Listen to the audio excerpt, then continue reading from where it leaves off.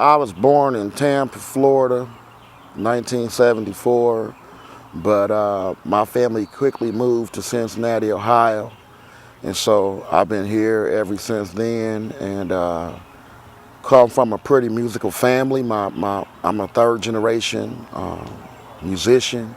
My grandfather was a singer, and then my mom and her sisters and brothers had a gospel group for years, and so I grew up around music and the whole scene.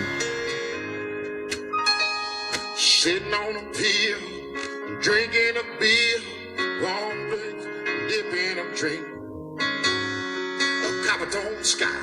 Ain't no wonder why paradise is how these people think. If this ain't a beach, you could have fooled me.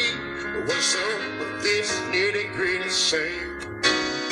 Soaking up rain and ocean's breeze, working on a tropical tan. Every day's a Sunday underneath the palm tree, waiting for the tide to roll in. If this ain't a beach, you could have fooled me. What's up with this? My uncle started calling me Fathead when I was real little. My grandma and grandpa bought me an organ when I was 2 years old. My mother put me in piano lessons real young. And so my mama had this rule where you had to practice for an hour a day. And I'm 3, 4, 5 years old. I would get real tired from having to rehearse my lesson and stuff. And so my neck started leaning to the side. And my uncle, Ken, Daryl, and Wes, they always had jokes, and they started calling me Fathead. I went down to the river to catch my fishing line, but ain't nothing biting. But Lord knows I'm still feeling just fine, 'cause I'm feeling better after all this cold weather, since my winter blues went away.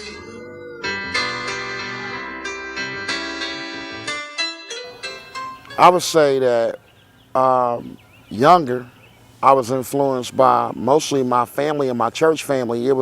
My uncle is a piano player named Fathead Davis, and he's probably my biggest influence. We both left-handed, and I grew up being blown away by listening to him play the piano. So he was an inspiration in my own house. Almost, weekly we go to grandma's house and I would hear what Uncle Ken was doing. I wanted to do that.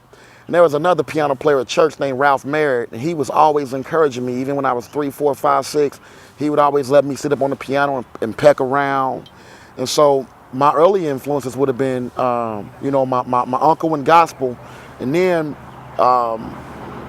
in my mid-20s, a guitar player, a friend of mine named Jim Masterson, handed me a Ray Charles CD called Blackjack, and that project changed my whole life. It changed when I heard Ray on that record. It was the first time in my life that I heard something that even reflect anything close to something that I felt on that level. It wasn't so much of anything else except the fact that when he sung his songs, he was feeling every single note. And he was more concerned with the feeling in the soul than he was with necessarily always being perfect. But he was 99.9% of the time perfect too. I'm not there yet, but I will say those are probably my 3 biggest influences: Ken Davis, Ralph Merritt, and Ray Charles. She tries to tell him every day it's over. Ready, set, stop, phone rings just in time. A neighbor friend said, how to take the news while you're crying. You better leave while leaving's on your mind. He's on the short side of tomorrow, looking back on yesterday, working overtime on feelings that she misplaced to turn away. She's a teacher who's still learning. She's an actor in life's play. She's a giver being taken every day. my approach, and I think a lot of it has to do with a gospel background.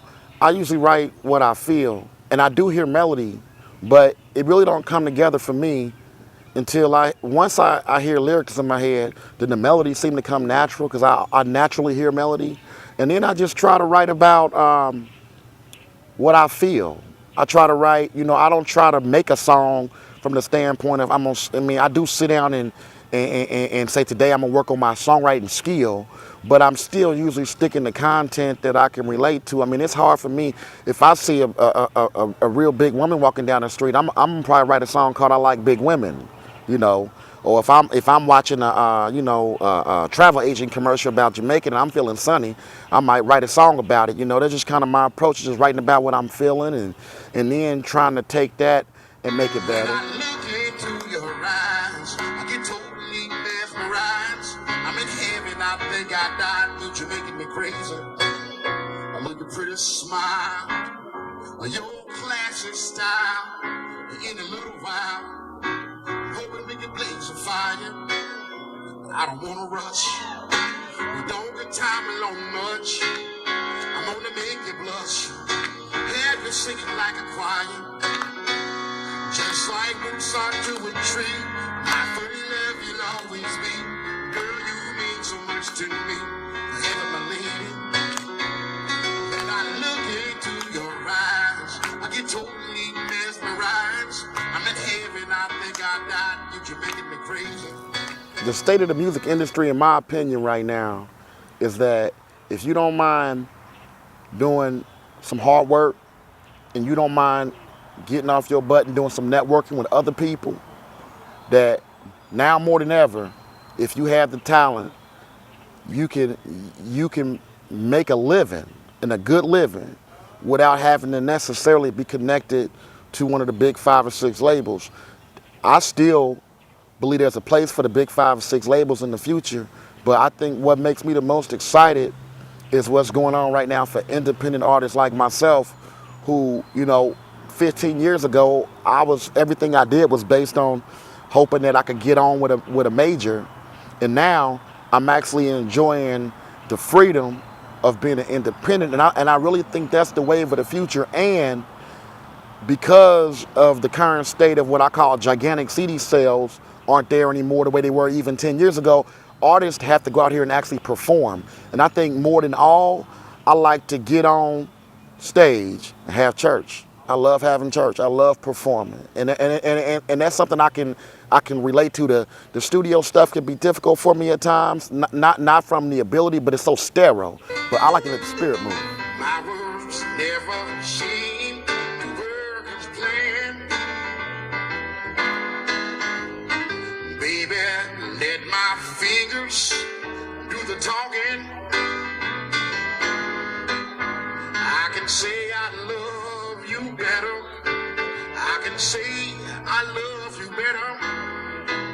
I can say I love you better with my hands. Working in Nashville, Tennessee, for me is a perfect fit for me spiritually and also musically. I connect with the southern roots. It's my daddy. My daddy is from Georgia. My family is from Alabama, and so being raised in the North, you don't naturally have those roots connections per se, because you might only go down south for a summer. But when I hear the music that come out of Nashville, Tennessee, it connects with my soul, my spirit. I know that's a place that the roots run deep for me, and so it's refreshing. It's a lot more acoustic as opposed to electric. I love LA, Nashville, and Chicago, but I know without a shadow of a doubt that my near future lies with working with some of the great writers I'm working with today. Mark Sherrill and Tom Worth and John Fountain. These guys have brought so much to the table for me just from a pure songwriting standpoint. I love nobody tell a story to me like a good Southern blues song or some down home country. I said for the beginning in my mind that country and blues is first cousins. That's something I believe in my heart. If you listen to, I can name you hit after hit that's been cut in both genres, and they both move me swell. So it's a place that I feel at home at peace with. I don't feel like I'm, chasing silicone or up in the rat race. It's a place where people still go fishing and drink beer. I'm gonna go down to the river, buy myself an ice cold beer. I'm gonna go down to the river, buy myself an ice cold beer. When I come back home, we're gonna move all your belongings out of here. We're gonna take a break, y'all. I need the ice cold beer. When I play music, even if I'm not playing a gospel song, I want folks to say he's so sanctified, filled with the Holy Ghost. I want them to say that boy is on fire for something, and I'm telling you it's the Lord, because he gave me the little gift I have, But I don't know, I only know how to do it one way, and that's with everything I got, and it makes me happy, and I'm hoping that my happiness will translate to the audience, because I'm not up there putting on the show. I do entertain, but more importantly, I'm doing what the good Lord blessed me to do, And so when people hear me perform, I'm hoping if they don't say nothing else, they say that old fathead guy, he was feeling it. That's what I want them to say. He was feeling it, because I am, and I'm hoping that they feeling it with me.